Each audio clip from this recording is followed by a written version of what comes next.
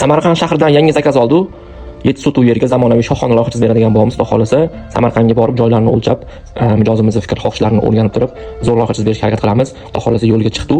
Samarqandga ham kelib oldi. Mijozimiz yerlarni, razmerlarini endi o'lchab, qulosh qayerdan chiqadi, qibla qaysi tomonni o'shani aniqlashtirib, o'zlarining fikrlarini olamiz. Xudo xolasa, Samarqandga birinchi marta kelishimiz emas, ko'p kelganmiz, ko'p loyihalar chizib berganmiz, ko'proq Urgut joylar, Urgut degan joylarga ko'proq loyiha chizganmiz.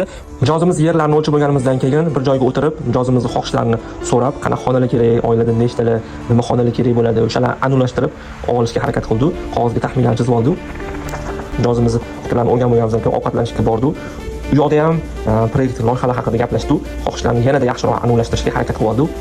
Mijozimiz kafe biznesi bilan shug'ullanganlar, kafe do'konlariga olib bordilar. Mabodo shunaqa kafe ishlari bo'lsa, Samarqandlik loyihalarga kerak bo'lsa, bizga alohida chiqinglar, kelishtirib qilib beramiz deb aytdilar. Showroom yoqdi.